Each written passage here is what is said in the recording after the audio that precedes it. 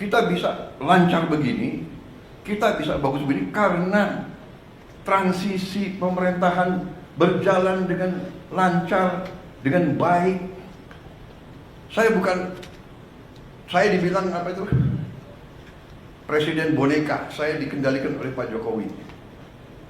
Ya, seolah Pak Jokowi tiap malam telepon saya. Saya katakan itu tidak benar.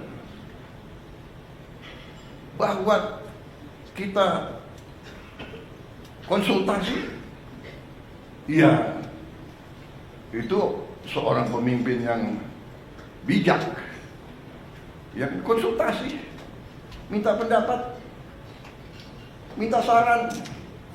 Beliau 10 tahun berkuasa. Saya menghadap beliau, nggak ada masalah. Saya menghadap Pak SBY, tidak ada masalah. Saya menghadap Ibu Mega, tidak ada masalah. Kalau bisa menghadap Gus Dur, nggak bisa.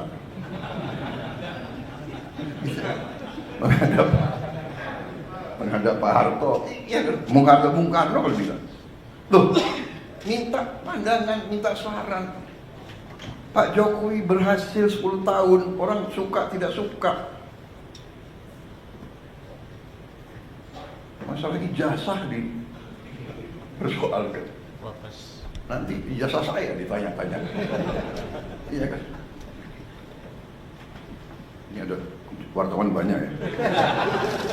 Bukan, saudara-saudara ya.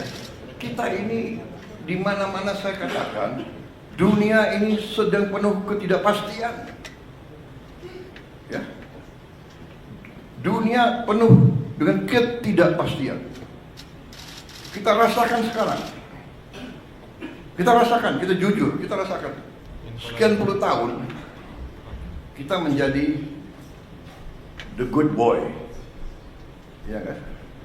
Ada negara yang besar, negara yang kuat. Bilang ke kiri, ya monggo. Bilang ke kanan, monggo.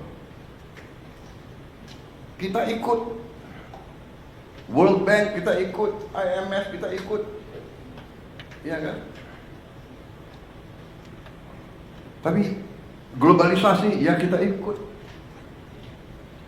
Tapi sekarang yang meninggalkan sistem yang mereka bangun, mereka sendiri.